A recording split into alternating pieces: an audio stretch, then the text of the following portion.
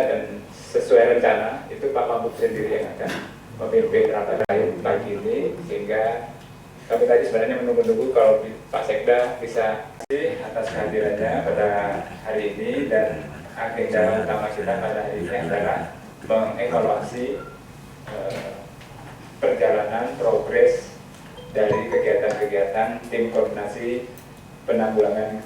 TKPKD ini dibentuk karena penanggulangan kemiskinan itu bersama lintas sektor, lintas lini, lintas lintas berbagai pendekatan. Kemiskinan di mana-mana memotong rantai kemiskinan itu, karena kemiskinan itu vicious circle atau burung. Nah, terus seperti ini keturunannya jadi burung miskin terus. Nah, bagaimana memutus itu, kerja dan sebagainya bisa lebih baik. Oleh karena itu, sebentar.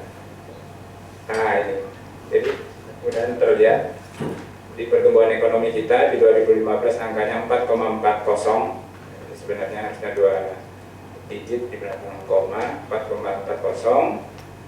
Di 2015 ini meningkat sedikit, di 2016 4,7. Jadi alhamdulillah meningkat sedikit.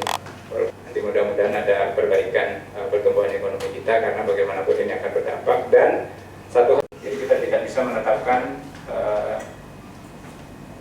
proyeksi penerimaan, proyeksi atau anggaran yang ada sekarang yang existing 2017. Kalau dilihat dari pendapatan itu kita kurang sebesar 2 minta surat untuk verifikasi orang miskin. Ini yang perlu kita jaga. Jadi juga kita tetap itu hak pelihara, berarti memelihara orang miskin supaya tetap miskin. Perlu perbaiki data tentang kemiskinan ini, sehingga juga kita juga Banjar di provinsi Kalimantan Selatan, Manado ini digunakan untuk berbagai kegiatan apapun gitu yang nanti dari BDT ini. Jadi BDT ini memang belum ada fotonya. Ya, yang namanya rupilawi yang banyak kita lakukan itu. Jadi saya tadi makanya saya tanya Pak Iwan, yang dibahas ini masalah apa ada yang satu dengan yang lainnya. Nah, oleh karena itu kami minta kalau ada statistik kan, karena kalau saya ingat data PKH itu ada by name by grace, ya kan, kantong-kantong kemiskinan yang tadi sampaikan Pak Haris, saya lihat ada. Cuma kalau yang verifikasi dan validasi, ya itu. Kemudian yang paling juga dalam rangka supaya orang itu data miskinnya dan orang miskin itu mengakui keberadaannya, maka saya ingat yang disampaikan oleh Komisi 4 dan menjadi catatan saya itu bahwa kita belum pernah melakukan musyawarah desa kemiskinan di tingkat desa. Nah, itu yang diinginkan oleh catatan penting yang saya tadi ingat itu waktu Pak Hairudin menyampaikan itu perlu dilakukan musyawarah desa tentang kemiskinan yang menyebutkan si A itu miskin, diumumkan, diakui oleh semua desa, nggak ada lagi yang sadikin itu, walaupun nanti akan berbeda miskinnya menurut kacamata statistik dengan 14 variabel itu akan berbeda dengan data miskin yang dilihat secara kasat mata oleh teman-teman di desa. Kan ada 14 variabel itu, jadi 11 tambah 3.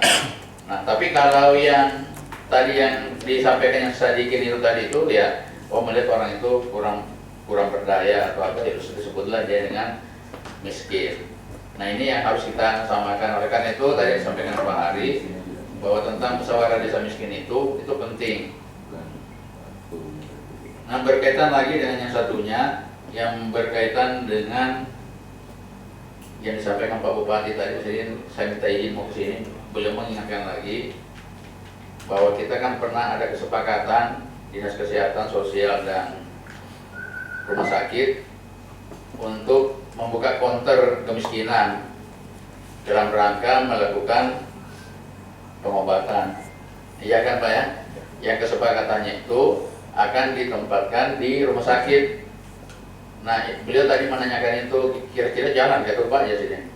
Nah, ulun pas mau ke sini turun sampaikan, jadi ulun sampaikan itu karena itu amanah dari beliau tentang tadi penanganan orang-orang miskin. Kemudian prasejahtera PKH itu di mana-mana saja. Kemudian yang satunya pada tangga pemberdayaan itu apa yang sudah kita perbuat di level kedua. Dan level ketiga memperkuat KUR. Nah ini ada beberapa poin-poinnya kayak apa? Sehat aja ke kur kita ini. Serapan sampai maksudnya persen Dari yang harusnya ditangani. Dari yang ditargetkan. kur ini di sini untuk usaha yang sudah jalan, Pak. Jadi sebenarnya kur ini tidak secara langsung ke kemiskinan. Jadi permodalan kur ini diberikan kepada usaha yang sudah jalan dalam rangka penambahan modal. Nah, terhadap kemiskinan diharapkan dengan Itu usaha bisa yang lebih memotong- maju, bisa penyerapan memotong tenaga kerjanya. Itu berapa persen? Kuesioner yang diisi kami itu. Jadi pengisian kuesioner itu sangat menentukan usulan dari TNP 2K.